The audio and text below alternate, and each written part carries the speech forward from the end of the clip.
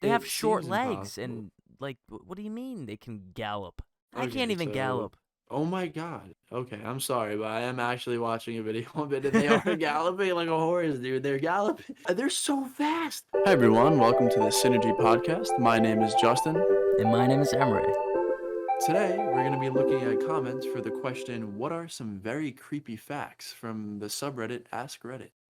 Yeah, I think I have a good one just to start off. And I got this information from Radiolab podcast. So giving credit to them there. They have a really, really interesting podcast. And on one of their episodes, they talk about the emerald cockroach wasp.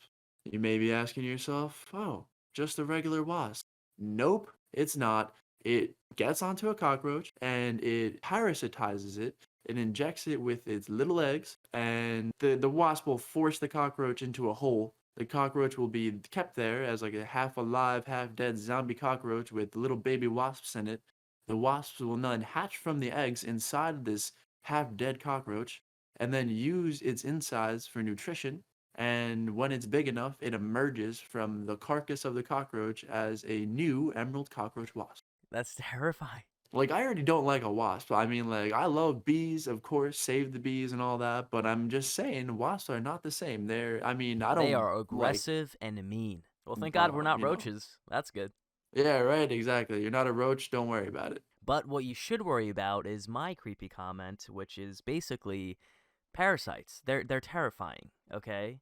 I don't like them. They scare me, and just the thought of like a 20-foot worm in you literally makes me Just the want to jump fact off that a bridge. parasites exist is creepy enough I for me. know, yeah, dude. Like I can't like come on, you can't just survive on your own, really. You got to be a mooch. You know what I mean? Like get out of here. Go get your own place. Exactly. If you get a blood transfusion and get the wrong type of blood, one of the symptoms is, quote, a sense of impending doom.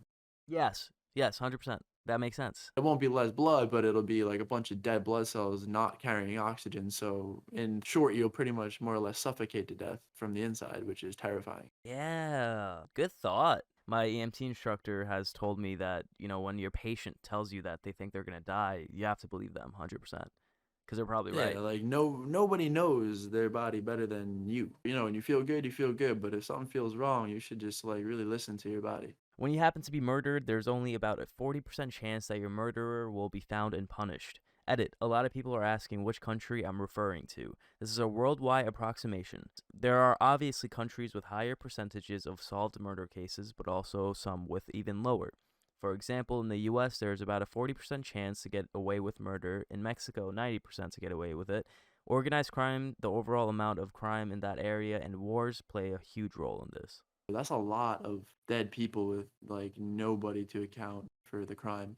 Right, right. Yeah, I mean, examples like the Golden State Killer coming out after like I don't know how long it's been, like 30 years or whatever, and he Yeah, just got found last yeah, year. he was doing a lot, and the thing is when they caught him, did you see the video of him in the courtroom? Yeah, dude, the guy's like on his deathbed, like Like he's so old, he's and so let me just old. say this. They were going through every single one of his crimes.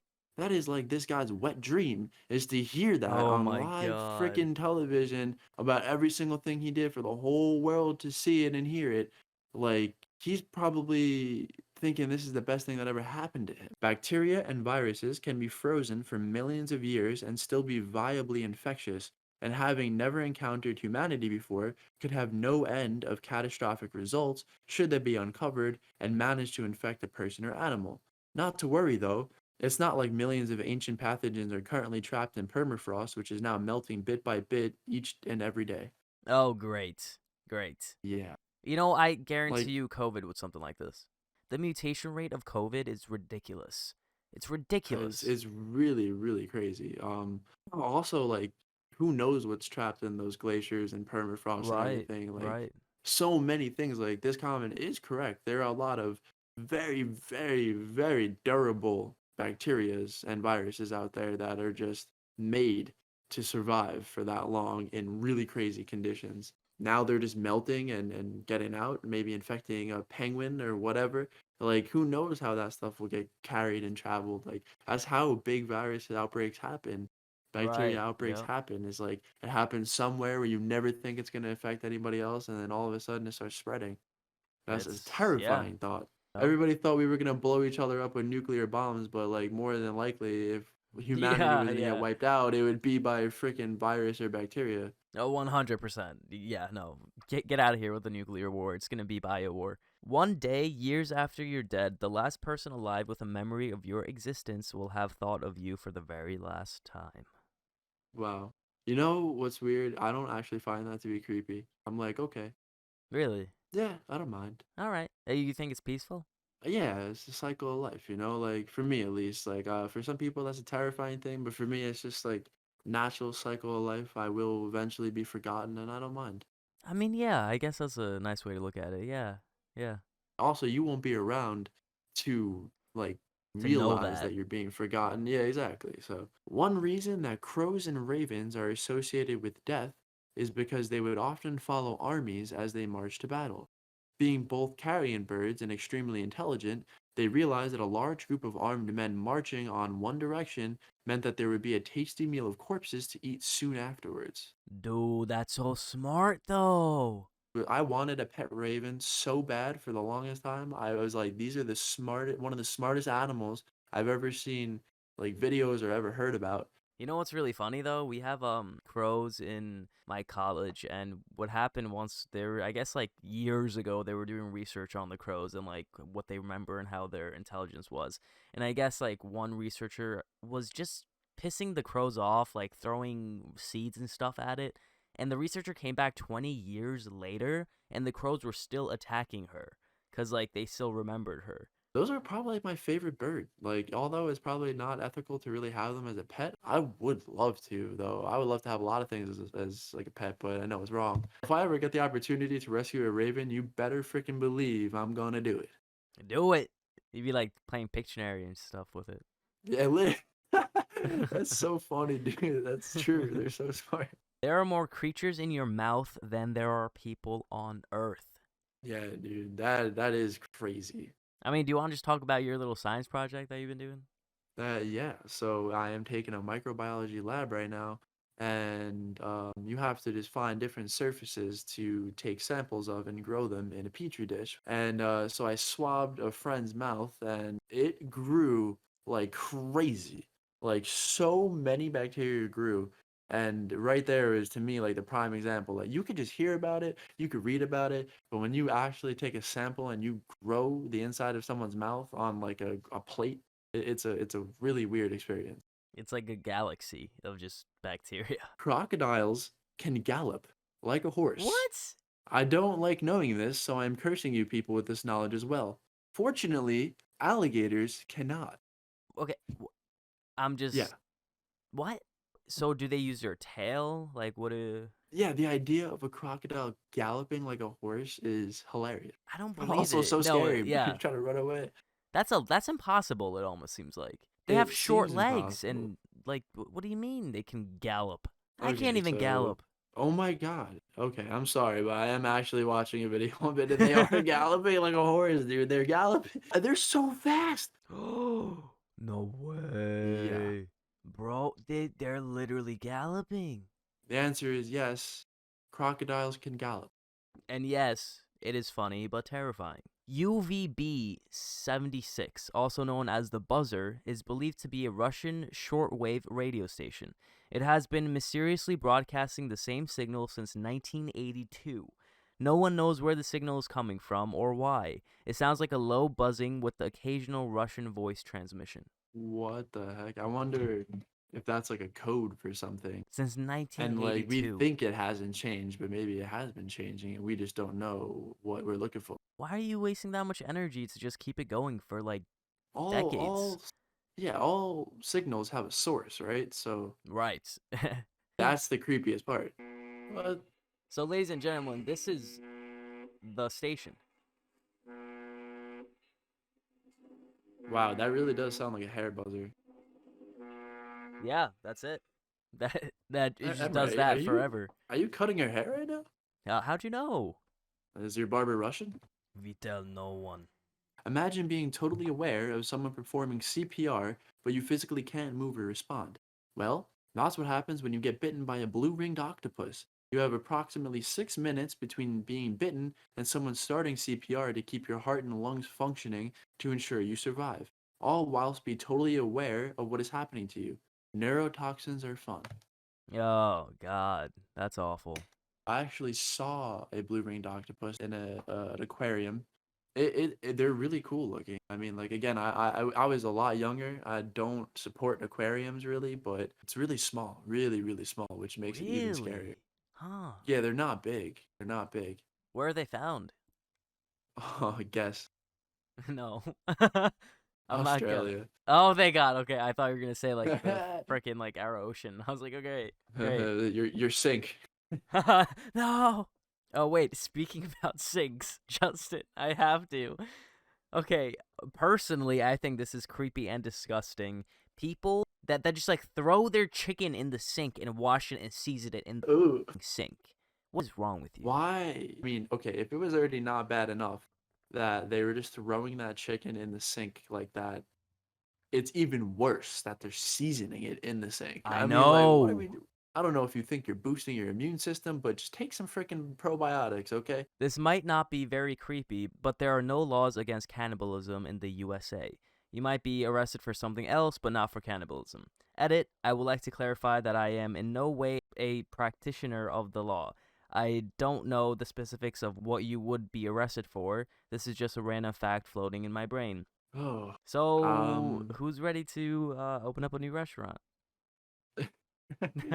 I'm just thinking, like, you could like donate your body to science and whatever, but like, what happens if, say, your significant other dies and then, you get them to the hospital, and make sure that they're really dead. And then instead of a funeral, you're just like, I want to make some gymnastics. I mean, I heard from movies and other, I guess, sources or whatever that it probably tastes like chicken, but also a lot of stuff probably tastes like just eat some chicken Yeah, and don't put it in your sink. It wasn't until 1987 that the American Academy of Pediatrics declared it unethical to operate on newborns without anesthesia. Until surprisingly recently, the medical community felt it would be dangerous to give infants anesthesia and or believed that they didn't feel any pain. oh, how dumb were we? 1987. Dude, that's Oh. 9 years before I was born. Oh my God, imagine you were the baby that they had to do surgery on without anesthesia. Yeah, imagine like I had some sort of like emergency and I had to get operated on and I was born in 1985 or something. Holy sh. Bro, with a baby probably in their heads like these Oh, motherfuckers. Like, I bro, came I into mean, this if you world for this. Are you kidding me? was it like a money thing? They just didn't want to waste the money on that, thinking like, oh, they knew the baby could feel pain, but also thought that baby would never remember it. Exactly, That's yep. also a possibility. I was also going to say that. I think that's also true. Like, does pain not exist if it isn't a memory? If you think you're afraid of being alone in the dark, you're actually afraid of not being alone in the dark. What? Oh, I get it. Dude, Oh my that's God. terrifying though. That is true. I do agree with this. Actually, you wish that you were always alone in the dark. Exactly. That just reminds me of the movie Silence of the Lambs. Towards the end, when they're in Buffalo Bill's house, I think her name is Claire, and she's in the basement with him, and the lights are out, and it's just them two, and she can't see anything, and he has freaking night vision on. Oh, dude, that's terrifying. That's terrifying. Probably the worst possible scenario to be not alone in the dark. While almost never resulting in death, cherries are poisonous. Their poison is so potent, in fact, that just 2 pits would be enough to kill nearly anyone. However, the outer shell isn't digestible and would simply pass through you without exposing you to the toxic core. But the next time you have cherries, just remember that your teeth are millimeters from death. Wow. Yeah, I mean, wow. I have swallowed a cherry pit before. I just didn't even think twice. Why did you swallow I like on accident. I was eating a cherry and it just kind of slipped down my throat. it? If it was so easy to just eat a cherry pit and die from it, then I guess they wouldn't be sold in supermarkets. I mean, serial killer Richard Chase took any unlocked door as an invitation to come inside. Oh no. Dude, there's so Yikes. many people that I know that don't lock their doors, especially in the summer. It's like the warm weather has everyone feeling good, safe. Yeah, I think so. I think that's what it is. They're like, Yeah, oh but yeah, like trying to feel closer to the neighborhood, you know? this isn't the only guy like that. Like, let me just point that out there, not to freak everyone out, but I'm sure that he is not the only person that is a serial killer who just takes a unlocked door as an open invite to come inside and start doing freaky stuff. If you live to age 70, you will have shed around 105 pounds of skin. Edit, because most seem confused. I mean, over time, not all at once. That would be terrible.